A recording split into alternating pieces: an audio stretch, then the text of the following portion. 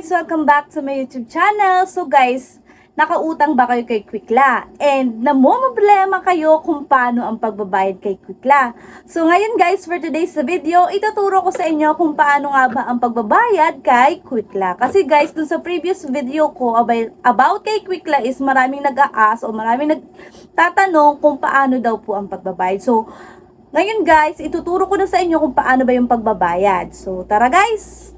Disclaimer lang guys, hindi po tayo promoter or agent ng ating mga nire-review online lending application. So tayo guys is nag-share lang po tayo ng ating experience. So yun lang po guys. And tara, continue na natin kung paano nga ba ang pagbabayad kay Quickla. So konting background lang guys kay Quickla. So dito guys kay Quickla is marami nang na-scam. Kasi dito guys kay Quickla is napakalaki ng interest o napakalaki yung ng tubo. And guys, and alam nyo ba dito, pag hindi kayo nakapagbayad, naku guys, tatawag na ng tatawag sa inyo yung mga agent nito. And guys, yung iba dito, naka-experience pa dito ng harassment. So kaya guys, ingat kayo kay Quickla. Kung kayo man ay nagbabalak na mag-loan sa ibang o sa kay Quickla, is wag nyo na guys balakin. Kasi dito kay Quickla, may stress ka lang. So yun guys, so tara ngayon, sisimulan ko na kung paano ang pagbabayad kay Quickla.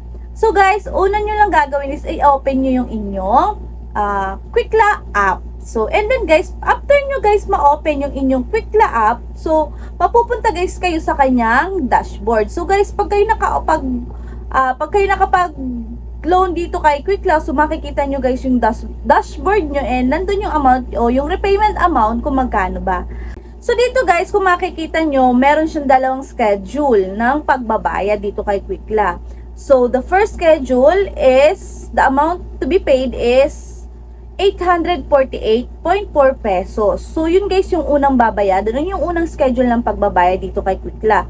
And then guys, meron tayo ditong second repayment o second schedule ng repayment which is 848.4 pesos pa din. So, kung makikita nyo guys, meron ditong to repay. So, i-click lang natin ito guys. So, once na guys na i-click natin dito, so dito guys makikita natin yung mga repayment method. So, dito guys iba-iba merong bank transfer, sa bills payment naman na dito si GCash, si PayMaya, si InstaPay.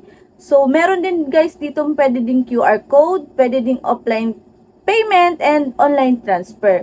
So guys, karamihan naman sa atin is GCash ang ginagamit. So GCash po ang aking ginamit na pagbabayad. So kung makikita nyo guys, click lang natin dito yung GCash. And then after nun guys, narito na po yung amount. So kung makikita nyo guys dito, due date na ito guys. So hindi ito nakapagbayad ng first and second schedule. So guys, ito nga palang pinapakita ko sa inyong picture is ito is galing lang doon sa ating subscriber na nagpatulong sa akin kung paano po magpagbabayad. Kasi guys, nung time na ako nag-loan dito, hindi ko siya na-screen record o hindi ako nakapag-screenshot ng pagbabayad. Kasi talagang yung nangyari nung ako nag-loan dito guys is parang sabi ko ang laki-laki tapos ang mindset ko agad ko na siyang bayaran para hindi na agad siya lumaki. So yun guys, hindi na ako nakapag-screenshot. So kaya yun, sakto naman guys na may nag-message sa akin na nagpapatulong. So shout out kay Ma'am Catherine. So nagpatulong siya and sabi ko, ma'am, pwede mo po bang i-screenshot yung process ng pagbabayad mo dyan sa Quickla app mo and then send mo po sa akin para magamit ko. Katulad nga po ngayon na mag-share ako ng video sa inyo kung paano po ang pagbabayad kay Quickla. So, maraming salamat Ma'am Catherine. And so, continue na po natin guys. Ang kailangan po natin is yung payment number. So, yung po yung kailangan natin na ikikip mamaya para po sa pagbabayad natin kay GCash. So tandaan nyo guys, yung payment number is lagi siyang nag-start sa PSP. Kasi guys, yung biller dito o yung ating pagbabayadan dito is si Peso. So kaya siguro PSP. So once na nakapin na natin guys ito, punta na po tayo guys sa GCash natin. So, click lang guys natin yung GCash, open natin, and makikita nyo guys yung bills. So, click lang natin yung bills, and then, after nun guys, i-click naman natin yung loan. So, after that guys, i-search na lang natin dun sa, biller yung Peso. Wag na natin, para mas mabilis nating mahanap si Peso. And then, after nun guys, click na natin si peso. So, kung makikita nyo guys, narito yung mga kailangan natin fill upan. So, dito guys, meron ditong yung amount na ating loan o yung kailangan nating bayaran kay Quickla. So, kailangan natin ditong ilagay yung amount. Kailangan exact amount. And then, after that guys, narito yung 7 to 15 digit remit number. So, ito guys yung payment number na nagsisimula sa PSP. So, yun yung ating kinapi kanina. So, kailangan natin yun kasi dito po natin siya ilalagay. So, after nun, ipipaste na po natin.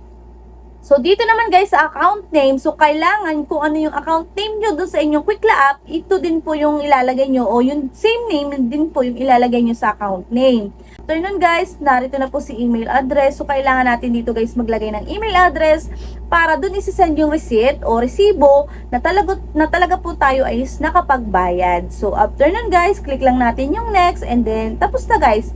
After nun is, balikan natin guys yung inyong, balikan nyo guys yung inyong Quickla app kung mag-a-appear na yung inyong payment. So, pag hindi guys at matagal after 24 hours is hindi pa rin siya nag-appear, so kontakin nyo na guys yung customer service ni Quickla.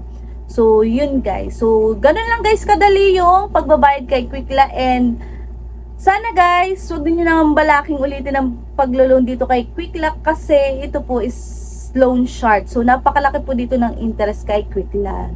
So, yun lang for today's video guys. Sana nakatulong yung video ko na to. So, salamat. Sa mga hindi pa po nakasubscribe, subscribe na kayo. Bye-bye!